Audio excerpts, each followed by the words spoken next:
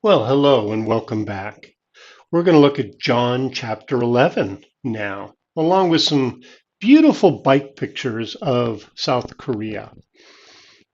So, amazing passage, all about Lazarus and raising Lazarus from the dead, and still they don't believe. I always find it interesting, in talking to atheists and scientists, where if they can do it, it's science. But if God can do it, it's ridiculous and stupid. I just find that to be amazing.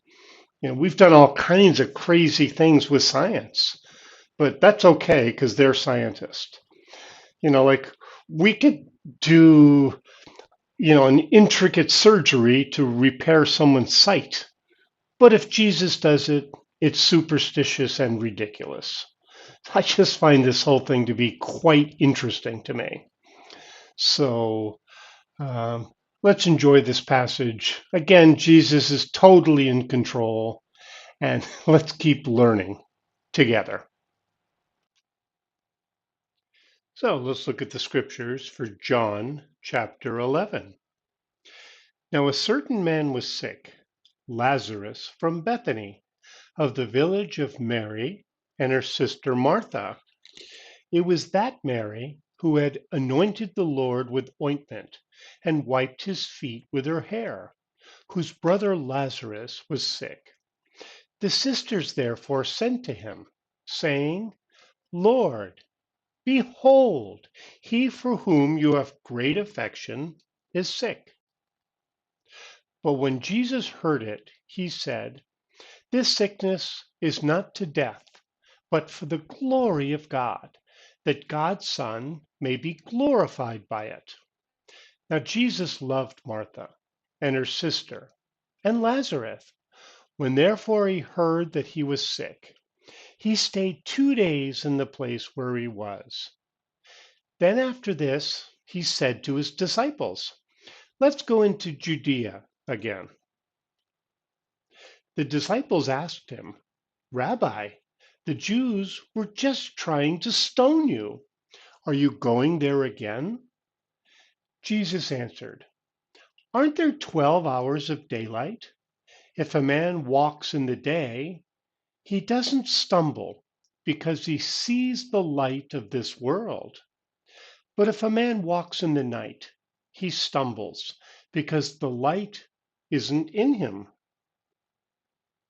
He said these things, and after that he said to them, Our friend Lazarus has fallen asleep, but I am going so that I may awake him out of sleep. The disciples therefore said, Lord, if he has fallen asleep, he will recover. Now Jesus had spoken of his death, but they thought that he spoke of taking rest in sleep. Jesus said to them plainly then, Lazarus is dead. I'm glad for your sakes that I was not there, so that you may believe. Nevertheless, let us go to him. Thomas, therefore, who is called Didymus, said to his fellow disciples, Let's also go, that we may die with him. So when Jesus came, he found that he had been in the tomb 4 days already. Now Bethany was near Jerusalem, about 15 stadia away. Many of the Jews had joined the women around Martha and Mary to console them concerning their brother. Then, when Martha heard that Jesus was coming, she went and met him, but Mary stayed in the house. Therefore, Mary said to Jesus, Lord, if you had been here, my brother wouldn't have died. Even now I know that whatever you ask of God, God will give you. Jesus said to her, Your brother will rise again. Martha said to him, I know that he will rise again in the resurrection at the last day. Jesus said to her, I am the resurrection and the life. He who believes in me will still live, even if he dies. Whoever lives and believes in me will never die. Do you believe this?" She said to him, "Yes, Lord. I have come to believe that you are the Christ, God's Son, he who comes into the world." When she had said this, she went away and called Mary, her sister, secretly, saying, "The teacher is here and is calling you." When she heard this, she arose quickly and went to him. Now Jesus had not yet come into the village, but was in the place where Martha met him. Then the Jews who were with her in the house and were consoling her, when they saw Mary, that she rose up quickly and went out, followed her, saying, "She is going to the tomb to weep there." Therefore, when Mary came to where Jesus was and saw him, she fell down at his feet, saying to him, "Lord, if you would have been here, my brother wouldn't have died."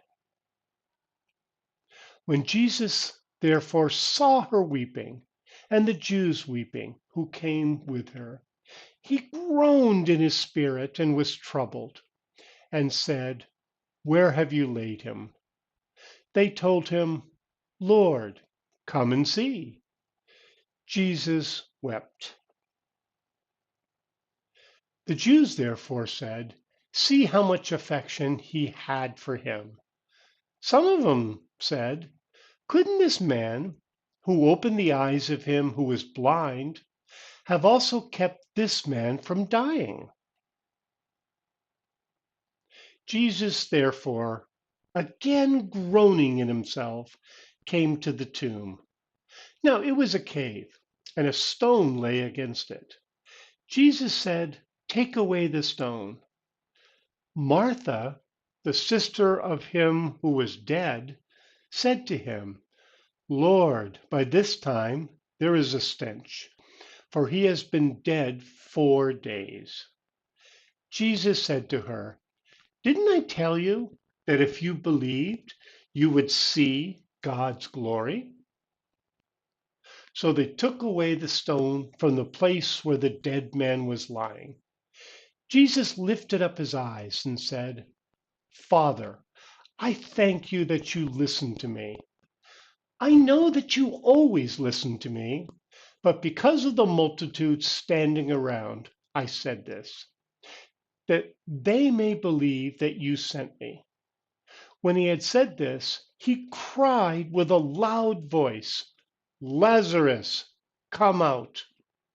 He who was dead came out, bound hand and foot with wrappings, and his face was wrapped around with a cloth. Jesus said to them, "Free him and let him go." Therefore, many of the Jews who came to Mary and saw what Jesus did believed in him. But some of them went away to the Pharisees and told them the things which Jesus had done. The chief priests, therefore, and the Pharisees gathered a council and said, "What are we doing? For this man does many signs. If we leave him alone like this, everyone will believe in him, and the Romans will come and take away both our place and our nation." But a certain one of them, Caiaphas, being high priest that year, said to them, "You know nothing at all, nor do you consider that it is advantageous for us that one man should die for the people, and that the whole nation not perish." Now he didn't say this of himself, but being high priest that year, he prophesied that Jesus would die for the nation, and not for the nation only, but that he might also gather together into one the children of God who are scattered abroad. So from that day forward, they took counsel that they might put him to death. Jesus therefore walked no more openly among the Jews, but departed from there into the country near the wilderness, to a city called Ephraim. He stayed there with his disciples. Now the Passover of the Jews was at hand. Many went up from the country to Jerusalem before the Passover to purify themselves. Then they sought for Jesus and spoke with one another as they stood in the temple. What do you think? That he isn't coming to the feast at all? Now the chief priests and the Pharisees had commanded that if anyone knew where he was, he should report it, that they might seize him. May God add blessing on the reading of his word.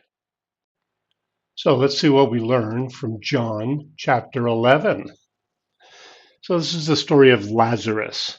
So an interesting story.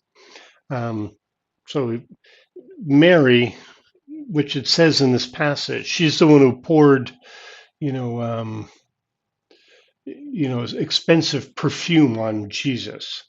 It says it was that Mary who had anointed the Lord with ointment and wiped his feet with her hair.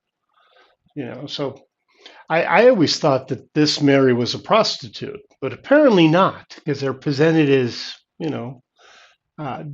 differently here. Maybe I'm wrong though. So anyway, this is this Mary, and Jesus obviously loved these three people. He loved Lazarus. He loved Mary, and he loved her sister. One of the frustrating verses of the Bible, when Jesus in John 11:4, he said, "The sickness is not to death, but for the glory of God." And he stayed 2 more days in the place where he was. So this answers actually some questions about God, because God's timing, we are never endingly complaining about God's timing. I certainly am. Lord, if you'd acted quicker, this bad thing wouldn't have happened. But it's interesting that he says, this is happening for the glory of God. We kind of completely forget about that. We live life like it should be for the glory of us. We really do. Everything that happens would be for our benefit and our glory. So I do find that to be quite interesting. So he stayed 2 more days, and finally he says, let's go back there. And the Jews say, well, wait a minute, they weren't trying to stone you there. So Jesus is not afraid of any of this. Are you going back to the place where they were going to stone you? And Jesus again answers with what seems to be a spiritual lesson. Aren't there 12 hours of daylight? If a man walks in the day, he doesn't stumble. So this seems to be more of a spiritual lesson, more than anything else.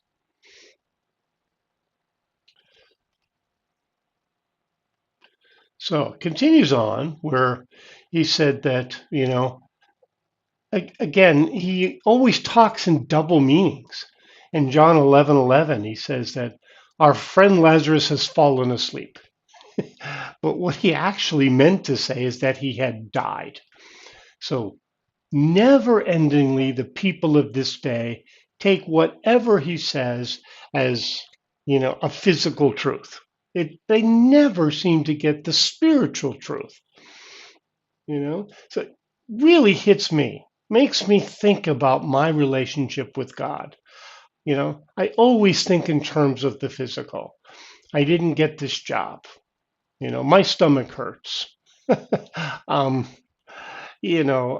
have a toothache. I have this, I have that. It seems to be always, from the physical.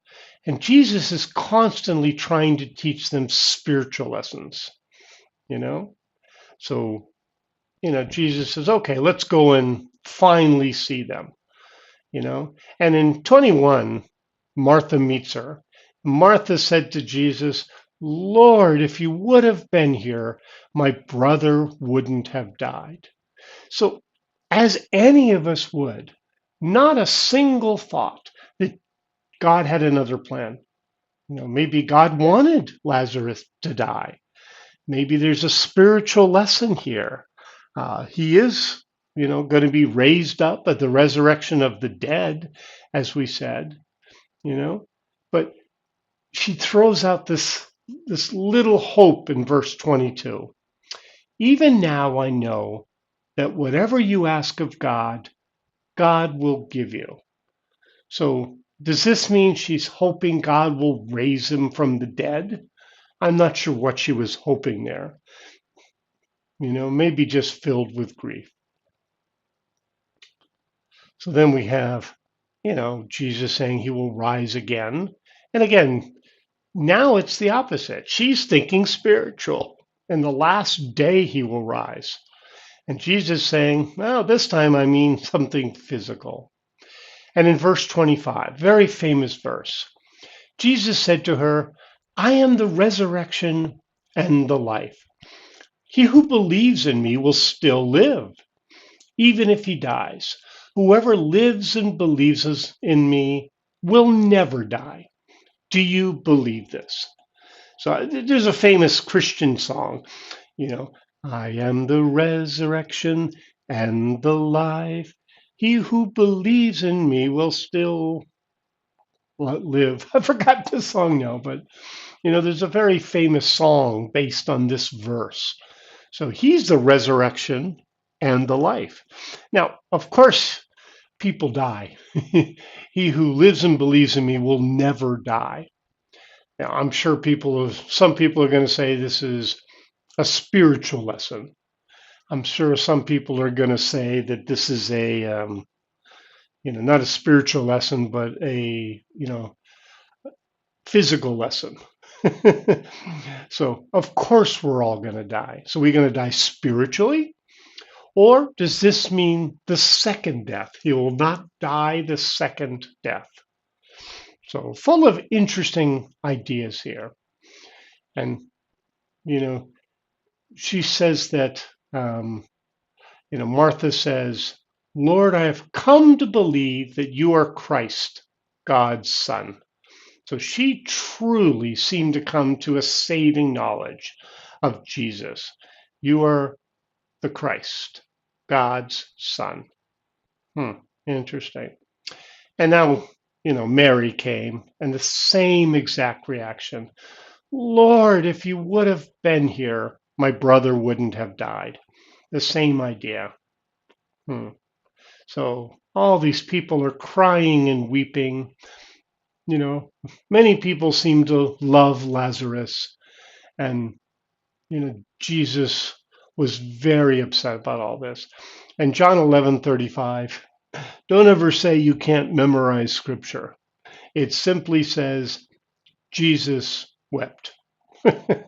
So you can memorize that verse at least. Jesus wept. So he really cared, you know? And then in verse 36 and 37, they said how much affection he has. But especially in 37, some of them said, couldn't this man who opened the eyes of him who was blind have also kept this man from dying? What an amazing thing. They say it so matter of factly. He could have kept this man from dying. So you all believe in him. So why weren't every one of you become a believer? Amazing to me. I mean, they've never had anybody who could raise the dead. And Jesus raised the dead. So why don't you all believe in him? You act like this is nothing. If you saw someone being raised from the dead, unless it's a trick, you'd believe in him. So, Jesus groaning in himself, very upset was all this stuff, and, they're saying the physical again. He's been in here 4 days. He's going to stink. Don't open up the cave. Don't open it up and expose him, So Jesus said in a loud voice, Lazarus, come out. So Lazarus came out, bound hand and foot. So Jesus easily raised him from the dead, you know? So, and then some people believed, and some people went to the Pharisees and told them, and then an amazing one from John 11:49. And this was Caiaphas. He was the high priest that year. Now, I think that, so Caiaphas. And he says these words, You know nothing at all, nor do you consider that it is advantageous for us that one man should die for the people, and that the whole nation not perish. Amazing what he said. These are people trying to seize Jesus and kill him. But he's saying it's advantageous for us that one man should die. And the explanation is now he didn't say this of himself, but being high priest that year, he prophesied that Jesus would die for the nation. These people don't believe this. They're actively against him. How could he die for the nation? They don't believe that he is who he said he is. So absolutely amazing to me, that he's prophesying that Jesus would die for the nation. Then it goes on to say, and not for the nation only, but that he might also gather together into one the children of God who are scattered abroad. So I'm not sure if these are Jewish people that are scattered abroad, or is he opening up to the Gentiles? I believe he's opening up to the Gentiles here, because that's what all of Acts is about. The aftermath. Jesus opens salvation to the Gentiles. Amazing, amazing passage to me. So again, right after he prophesies this in verse 53, so from that day forward, they took counsel that they might put him to death. So he just said it's advantageous that one person should die for the people. So they can put him to death. But if putting him to death, that means he died for the people. So I think they thought they might have been doing God's work. It's all very confusing. We know what happened, but at this time, they didn't. So, um, the Passover feast was starting to happen in the temple, and people are asking, is he going to come or not? And that, anybody who knows where he is should tell the Pharisees so they might seize him. So again, they're getting the wrong message. The Pharisees just don't seem to want to learn. So interesting passage, raising someone from the dead, and then pretty soon in the future, Jesus is going to be raised from the dead. Help us to believe, Father. Please help us not to be like Pharisees. Help us to be like those who truly believed, like Martha and Mary, who've come to believe that he is the Christ, the Son of God. I pray that I'm counted as one of those. Thank you, Father. Thank you for this passage. Let's learn together, everyone. Let's get the meaning that God wants us to have together.